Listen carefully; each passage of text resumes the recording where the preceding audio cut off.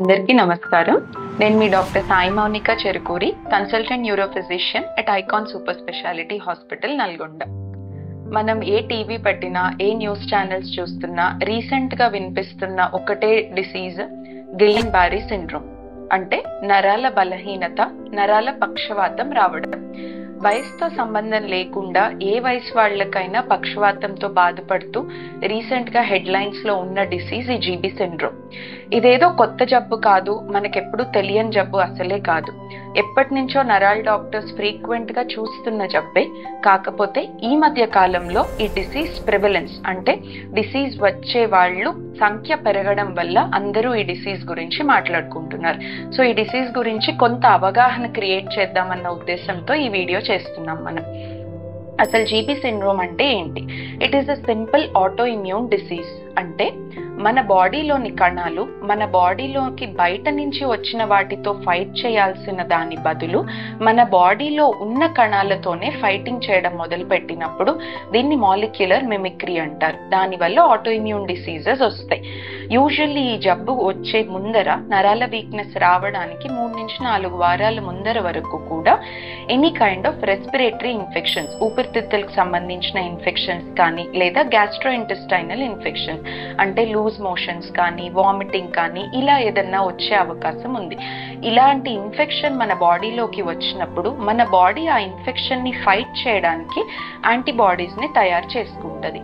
ఈ యాంటీబాడీస్ బాడీలోకి వచ్చిన ఫారిన్ మెటీరియల్స్ తో ఫైట్ చేయాల్సిన దాని బదులుగా కన్ఫ్యూజ్ అయిపోయి మన బాడీలో ఉన్న నరాలతోనే ఫైట్ చేయడం మొదలు పెడుతుంది. దీన్ని మాలిక్యులర్ మిమిక్రీ అంటాం. దానివల్ల ఈ యాంటీబాడీస్ ఏవైతే మన బాడీలో తయారైనాయో అవి వెళ్ళి మన బాడీలో ఉన్న నరాల మీద ఫైట్ చేయడం వల్ల ఈ డిసీజ్ స్టార్ట్ అవుతుంది. యూజువల్లీ ఈ జబ్బు ఏ వయసు వాళ్ళల్లో అయినా రావచ్చు. నరాల బలహీనత వచ్చేసి చేతులు, కాళ్లల్లో పక్షవాతం లాగా వస్తారు. యూజువల్ గా స్టార్ట్ అవ్వడం కాళ్లల్లో వీక్నెస్ తోటి మొదలవుతుంది.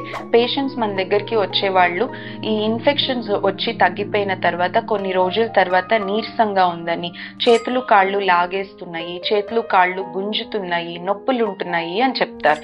అది తర్వాత నెక్స్ట్ వచ్చేసరికి కాళ్లల్లో వీక్నెస్ మొదలవ్వడం, చెప్పులు జారిపోవడం కానీ, కాళ్లల్లో తిమ్మిర్లు అనిపించడం కానీ, నడుస్తుంటే మెట్లు ఎక్కడానికి ఇబ్బంది పడడం కానీ, నడవడంలో ఇబ్బంది ఉండడం, ఇంకా డిసీజ్ పెరిగే కొంది కుర్చీలో నుంచి లెగవాలన్నా, కింద కూర్చుని లెగవాలన్నా ఇబ్బంది పడడం, అక్కడి నుంచి జబ్బు ఇంకా ఎక్కువ అయ్యే కొంది చేతుల్లో బలం తగ్గడం, చేతితోటి ఏదైనా వస్తువులు పట్టుకోవాలంటే చేతుల్లోంచి వస్తువులు జారిపోవడం, పైనున్న వస్తువులు ఏదన్నా చేతులు పైకెత్తి తీసుకోవాలి అంటే తీసుకోలేకపోవడం, ఇంకా ఎక్కువ అయ్యే కొంది మెడ వీక్నెస్ రావడం.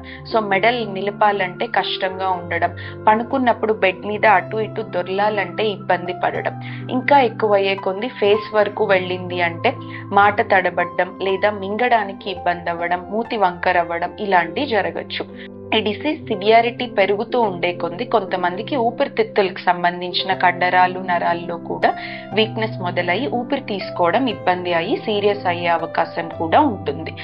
ఈ జబ్బులో ప్రెడామినెంట్ గా మనం గుర్తుపెట్టుకోవాల్సింది ఏంటంటే, మిగతా నరాల వీక్నెస్ లాగా సంవత్సరాల తరబడి పెరిగే జబ్బు కాదు ఇది. కొంతమందికి రోజుల్లో పెరుగుతుంది, కొంతమందికి గంటల్లో కూడా పెరిగే అవకాశం ఉంటుంది. అందుకే దీన్ని అసెండింగ్ పెరాలిసిస్, ఫాస్ట్ పెరాలిసిస్ అంటారు. పక్షవాతమే కాళ్లల్లో మొదలై పెరుగుకుంటూ చేతుల వరకు వచ్చి మెడ వరకు వెళ్ళడం, దట్టు ఫాస్ట్ గా త్వరగా పెరుగుతూ ఉండడం. ఈ జబ్బును ఎప్పుడైనా అర్లీ స్టేజెస్ లో డిటెక్ట్ చేస్తే ఫస్ట్ జబ్బు పెరగడాన్ని మనం ఆపుకోవడానికి ట్రై చేయగలుగుతాం. వన్స్ జబ్బుని ఆపిన తర్వాత రికవరీ ఫేజ్ అనేది స్టార్ట్ అవుతుంది. So early detection is very important. మనం ఇనిషియల్ ఫేజెస్ లో దాన్ని నెగ్లెక్ట్ చేసినట్లయితే జబ్బు ఫాస్ట్ గా ముదిరి వన్స్ ఊపిరితిత్తుల వరకు ఎఫెక్ట్ అయ్యి ఊపిరి తీసుకోవడం ఇబ్బంది పడితే ఒక్కొక్కసారి వెంటిలేటర్ మీదకి వెళ్ళి ప్రాణాల మీదకి వచ్చే పేషెంట్స్ కూడా ఉంటారు. ఈ జబ్బు మోస్ట్ ఆఫ్ ద టైమ్స్ క్యాంపైలోబాక్టర్ జెజనే అనే ఆర్గానిజం వల్ల వస్తుంది.